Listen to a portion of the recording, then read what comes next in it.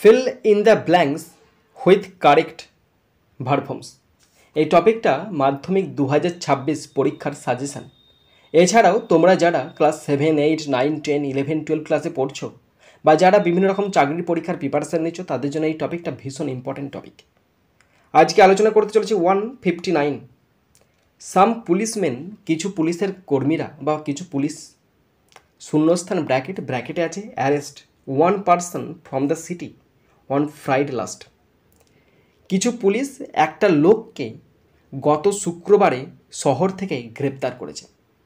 দেখো, প্রথম কথা বলি, ফ্রাইডে যখন দেয়া আছে মানে যখন কোনো বার থাকবে তখন তোমাকে অত কিছু দেখার দরকার নাই।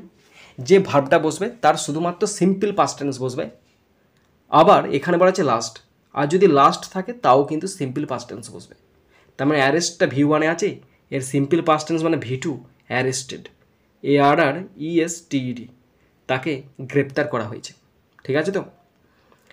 দ্যাট ম্যান মানে ওই লোকটা যাকে গ্রেপ্তার করা হয়েছে, ওই লোকটা শূন্যস্থান ব্র্যাকেট আছে ফাইন্ড স্মাগলিং গোল্ড। ওই লোকটাকে সোনা পাচার করতে দেখতে পাওয়া গেছিলো। মানে পুলিশ ওই লোকটাকে সোনা পাচার করছিল দেখেছিল। তাহলে লোকটাকে দেখা গিয়েছিল। লোকটাকে দেখা গেছিলো কাদের দ্বারা? পুলিশের দ্বারা। তাহলে লোকটাকে দেখা গিয়েছিল তো। এখানে ব্যাখ্যাটা বলা যায় ফাইন মানে কি? দেখতে পাওয়া।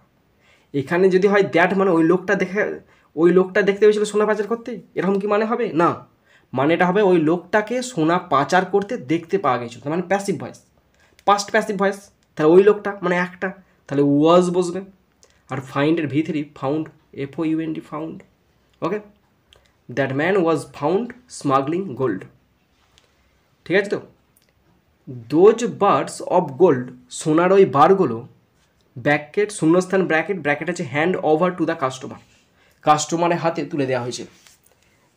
এখন ওই যে বারগুলো আছে না, ওই বারগুলোকে কাস্টমারের হাতে তুলে দেওয়া হয়েছে। এবার কাস্টমারের হাতে তুলে দেওয়া হয়েছে মানে কি ওই বারগুলো নিজে চলে গেছে কাস্টমার হাতে? না, পুলিশ এসে ওই বারগুলোকে কাস্টমারের হাতে তুলে দিয়েছে, তাই তো? তাহলে পুলিশ তুলে দিয়েছে, তাহলে এখানে বারগুলো যেহেতু প্রথমে আছে প্যাসিভ ভয়েসে বসবে। যেহেতু অনেকগুলো বার এবং এটা পাস্ট টেন্সের ঘটনা হচ্ছে, লোকটাকে গ্রেপ্তার করা হয়েছিল, লোকটা চুরি করছিল, এবার তার হাতে তুলে দিয়েছিল, সব পাস্টের ঘটনা। তার মানে এখানে হবে ওয়ার। কেন ওয়ার বসছে?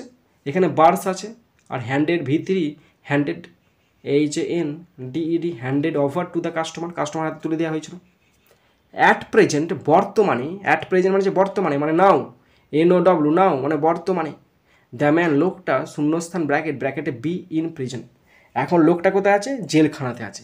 তাহলে এখন মানে কি? Present tense, simple present tense, in বসে গেল।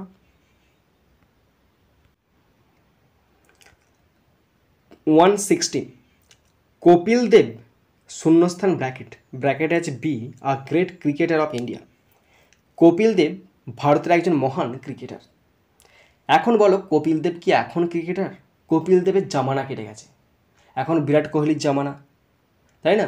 তাহলে কপিল দেবের জামানা তো কেটে গেছে। যখন তিনি ছিলেন তখন তিনি হন, কিন্তু এখন কপিল দেব আর খেলেননি, তাই তার জামানা চলে গেছে। তিনি ছিলেন মানে কি? পাস্ট টেন্স, তাহলে ওয়াজ বসবে। তাহলে Kapil Dev was a great cricketer of India. He শূন্যস্থান ব্র্যাকেটে আছে বিয়ার ইন 1959। তিনি 1959 সালে জন্মগ্রহণ করেছিলেন। তো তিনি করেছিলেন জন্মগ্রহণ, তিনি তো আর নিজে করেননি, মায়ের দ্বারা জন্মগ্রহণ করা হয়েছিল, তাই না? তাহলে তখন হবে হি ওয়াজ বর্ন, তিনি জন্মগ্রহণ করেছিলেন ইন 1959, 1959 সালে। অ্যান্ড হি এবং তিনি ব্র্যাকেটে আছে play his first test match against Pakistan in 1978। তিনি পাকিস্তানের বিরুদ্ধে প্রথম টেস্ট ম্যাচটা খেলেছেন 1978 সালে। তিনি তো এখন খেলেননি, 1978 সালে খেলেছিলেন, মানে পাস্ট টেন্সে খেলেছিলেন। আবার একটা পার্টিকুলার সাল বলা আছে 1978, তখন সিম্পল পাস্ট টেন্স বসবে। তারা এখানে বসে প্লেড, হি প্লেড, তিনি খেলেছিলেন। হ্যাঁ, হি শূন্যস্থান ব্র্যাকেট আছে represent India in 120 test matches. তিনি 129টা টেস্ট ম্যাচে ভারতের প্রতিনিধিত্ব করেছিলেন। তিনি 129টা টেস্ট ম্যাচেতে ভারতের প্রতিনিধিত্ব করেছিলেন।